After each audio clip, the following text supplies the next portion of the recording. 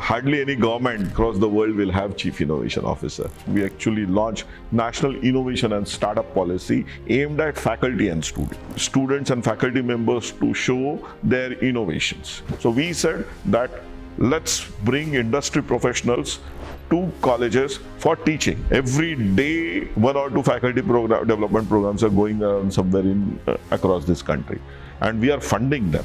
Design thinking is how to think for solving a problem.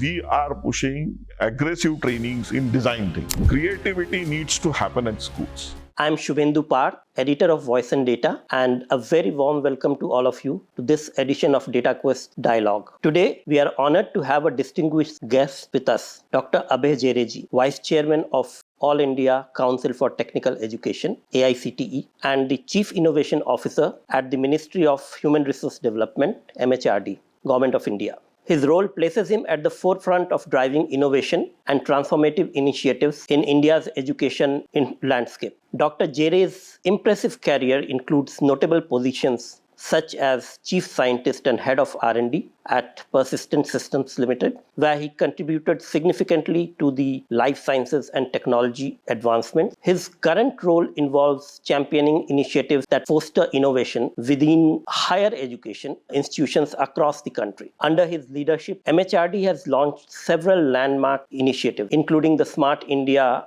Hackathon, which has been recognized as the world's largest open innovation model. Dr. Jere has also been a key figure in conceptualizing the Atal ranking of institutions on innovation achievements, ARIRA, and establishing institutions Innovation Council, the IIC, in over 1,000 institutions to build local innovation ecosystems. In today's dialogue, we aim to explore the significant innovation and initiatives taken up by India and the efforts being made to bridge the gap between academia and the industry for real-world impact.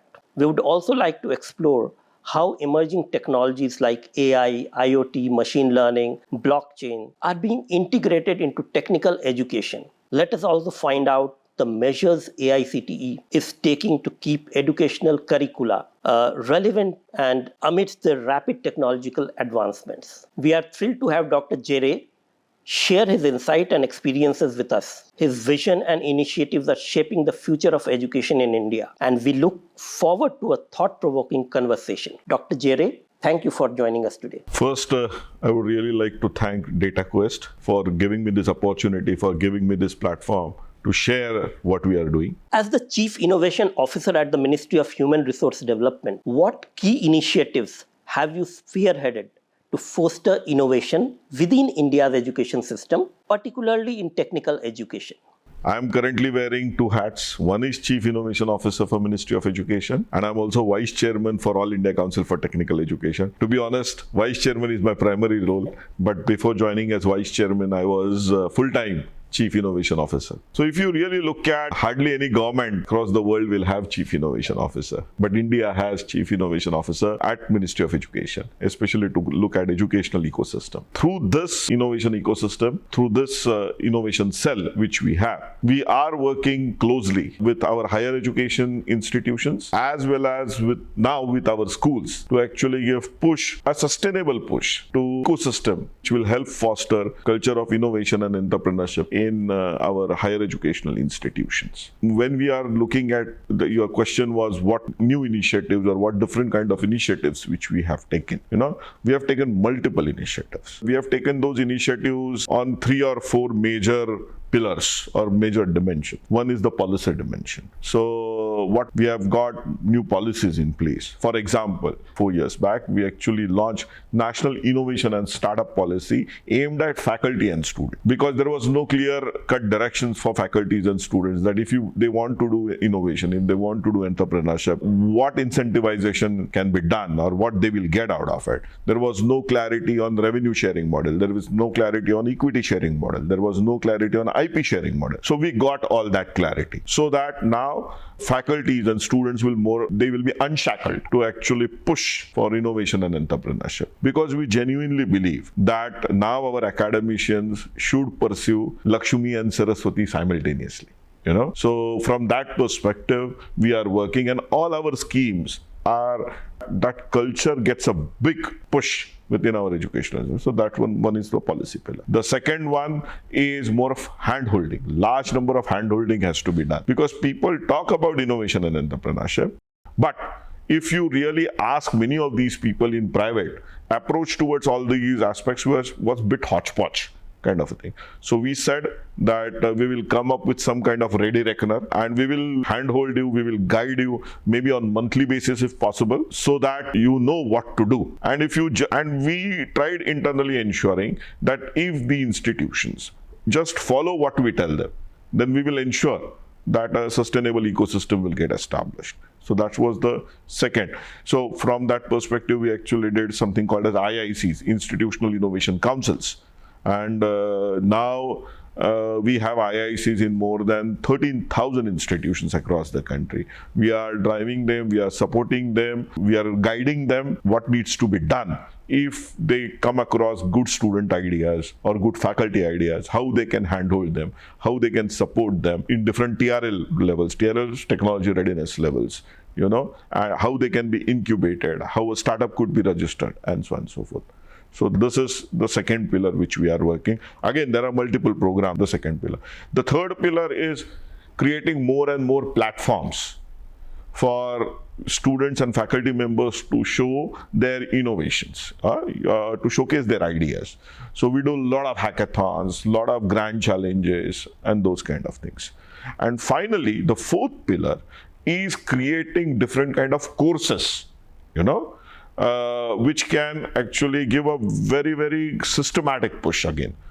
For example, we have started a Master in Business Administration. We call it as an MBA program, but MBA in Innovation, Entrepreneurship and Venture Development. It's not conventional MBA. It's a bit different.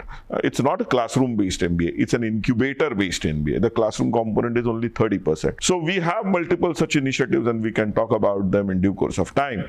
But we are taking a very, very systematic approach. Apart from that, we are collaborating with Atal Innovation Mission and other innovation missions of different institutions or different ministries also. For example, with Ministry of Consumer Affairs, we have launched Onion Grand Challenge, Tomato Grand Challenge. With Ministry of Home, we are doing a large number of hackathons related to cyber security and so on and so forth. So there are multiple things which we are doing. In your role, how are you working to bridge the gap between academia and the industry to ensure that innovation in education translates to real-world applications and benefits for students and the economy? So you have raised a very important question, and many people for last so many years are trying to actually crack this industry academia engagement.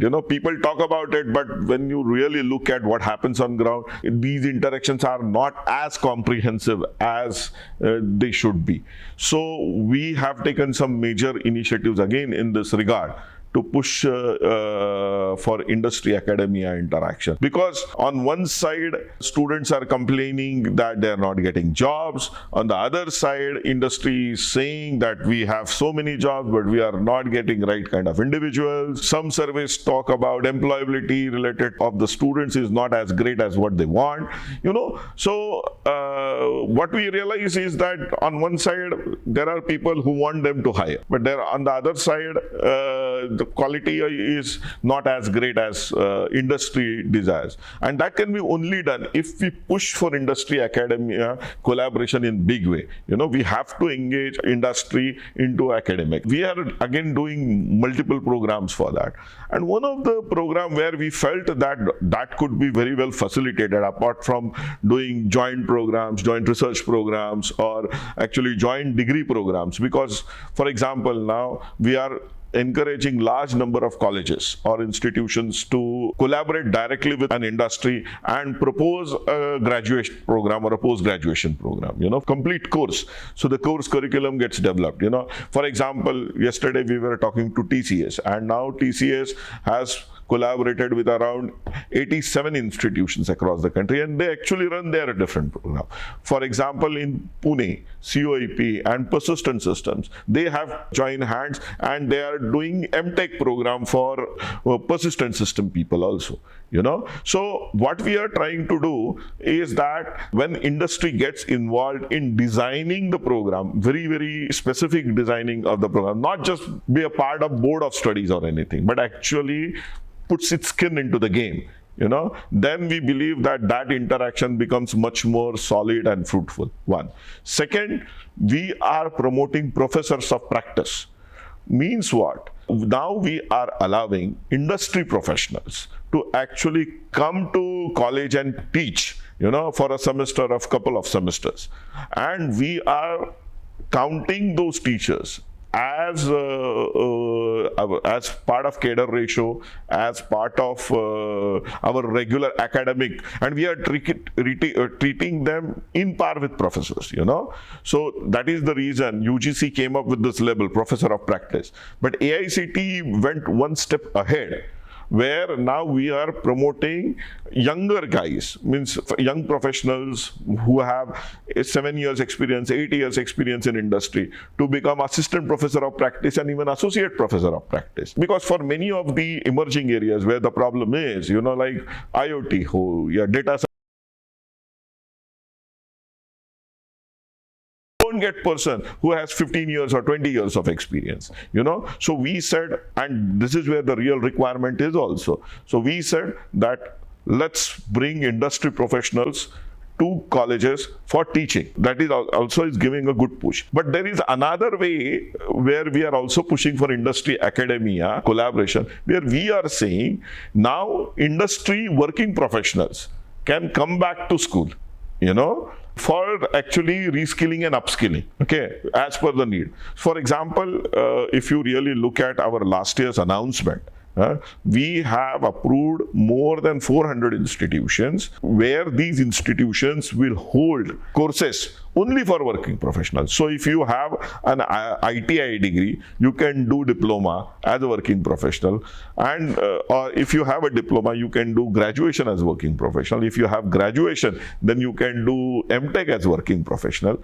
And these degrees which they will get, these professionals will get, will be in par. They will not be part-time or evening or anything. They will be same degrees as what a normal student gets, So that is very important. But this week, we have taken another very revolutionary decision, and 3 days back, we actually went ahead and announced that decision, that we are going to allow working professionals, or we will be allowing, not going to, not future, present, we will be allowing working professionals to sit along with normal students in classroom for some of the courses, So college can offer a course on data science.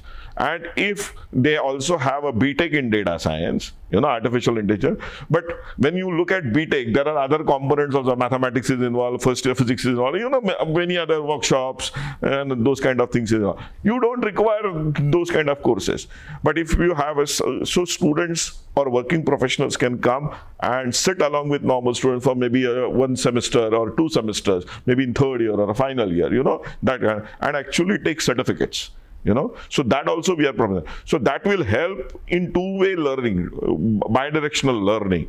Students will learn from industry professionals how the industry is working and developing their contacts, those kind of things, as well as the young professionals will learn from students also that how the technology is evolving, so there will be a very robust bidirectional learning which we believe, and that will also promote industry academia interaction in a big way. Dr. Jere, could you share your perspective on how AICTE is leveraging emerging technologies like AI, IoT, and blockchain to transform technical education in India? We believe at AICTE that we have to act fast when it comes to emerging areas and emerging technologies, because we cannot miss this bus. AICTE currently is the largest producers of engineers in the world. We have surpassed China. So we have 1.5 lakh students or engineers we are producing every year. IIT only does 15,000 to 16,000 students. We are 1.5 million, so you can see the difference. So when we are looking at these 1.5 million engineers, we need to ensure that these engineers become global workforce, and they are of global standards. They should be of global standards, and if they have to be of global standards, then we cannot teach them redundant technologies or redundant. They have to have good knowledge of emerging technologies, like what you said, data science hai, yeah, blockchain hai, cyber security, and these kind of things. We are coming up with multiple initiatives to give a big push in this direction. For example, one, we are now allowing majors and minors, So if you are doing a mechanical engineering also, or electrical engineering, civil engineering, you can have a minor in data science or artificial intelligence. UGC, as per new education policy also, they have promoted. But we are aggressively going ahead and promoting these emerging technologies as minors in even core engineering, because if you really look at some of these emerging areas, they are not verticals, they are more of a horizontals. For example, IoT is required everywhere, data science is required everywhere, right? It is irrespective of which area. Data science has application from biology to aeronautics to your normal computer science. So some of these areas are horizontal. So we believe that we have to treat them as horizontal. If we can push them as minor degrees across our curriculum, then that will be great. Now, when we are pushing these as minor degrees, we also need to ensure that faculty members are there, or faculty is there, good faculty is there to teach them, okay? Because the biggest concern in many of these emerging areas is that you don't get good faculty to teach, okay? So what can be done? So we are coming up with multiple FDVs, faculty development programs, in these emerging areas. This year we have announced 500 faculty development programs through AICTE, okay? So it's every day 1 or 2 faculty development programs are going around somewhere across this country, and we are funding them, okay? One. Second, we have a very robust QIP program, that is quality improvement program, where we are promoting these faculty members to go ahead and do their MTechs or PhDs in reputed organizations. Apart from that, from this year, we have started a QIP certification program, again, in emerging areas. Means what?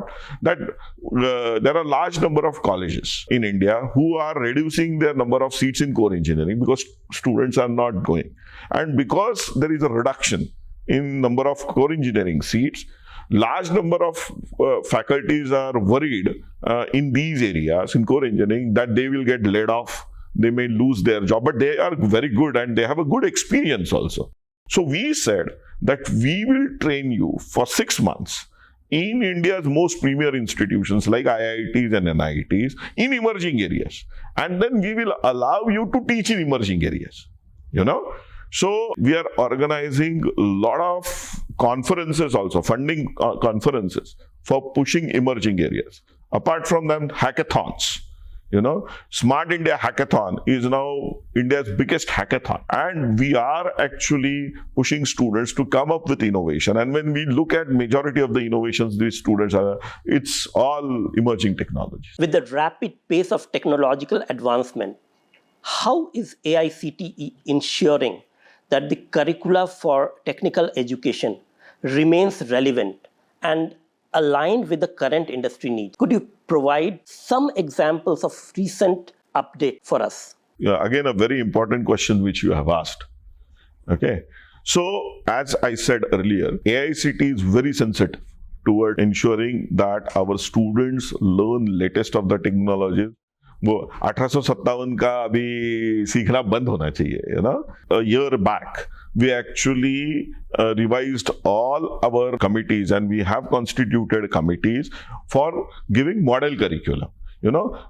Although it is domain of a university to actually go ahead and fix the curricula for a particular state or institutes within its affiliation. For example, if there is a technical university, they will decide what should be the curricula for the 500 colleges affiliated to them.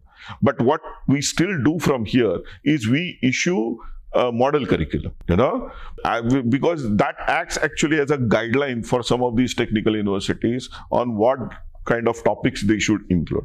And when we are developing these model curricula, we have best of the experts from industry, even international experts for actually joining. Majority of our experts come from our premier institutions or some real big companies or even international universities, as I said. And they actually come up and develop model curriculums. And these curriculums are released and they are circulated across the country. And then based on this curricula, if you really look at, we have released curricula for majority of the emerging areas, even last year and this year also. For example, I will give you, we have already released BBA curricula, and even in that curricula, although it's a management, but see the speed at which we are working. We had someone associated even with Harvard Business School working for the development of those curricula. So we are taking this very, very serious. We are pushing it at real high speed. Dr. Jere, can you elaborate on AICTE's initiatives to promote research and innovation among students and faculty, particularly in the context of emerging technologies and their social impact? So, as I said earlier also in my first question, when I am Chief Innovation Officer, I am saying, so this entire cell is based at AICTE. So, they are all in coordination with AICTE. AICTE and Innovation Cell actually works together in this. But having said that, if you want to actually go program by program, for example, intellectual property now is again a big important aspect of innovation. So we launched Kapila scheme, which gives such a big push to patent filing that in last 4 years there is 270% jump in patent filing from our educational institutions.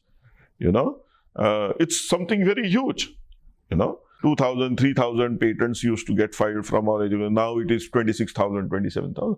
We have really surpassed that number in big way, because if you really look at, there was no culture of owning ideas in our educational institutes, Now, through this, we are pushing that not only you should ideate, but you should own up that ideas, Apart from that, we are pushing for right thought process within our higher educational institute.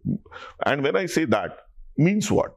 For example, we are pushing aggressive trainings in design thinking.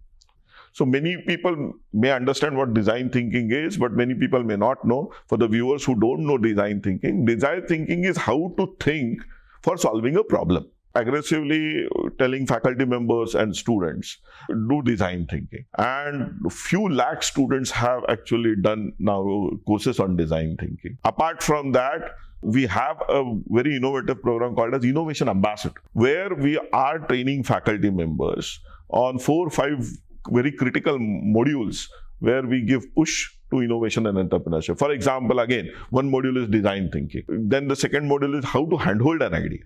If some student comes to you with some kind of an idea or some kind of an innovation or a technology, then how you should evaluate it systematically, and then how you should handhold it, then how to register a startup.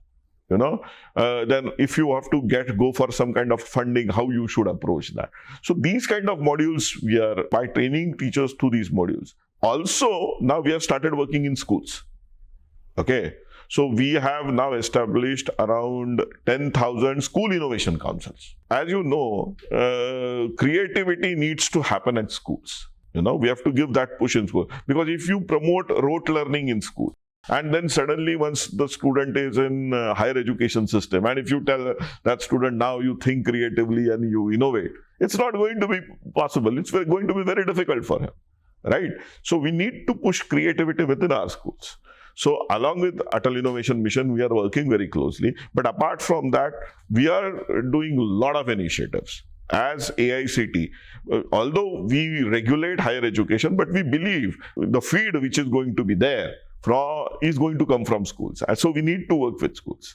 So we are working very aggressively.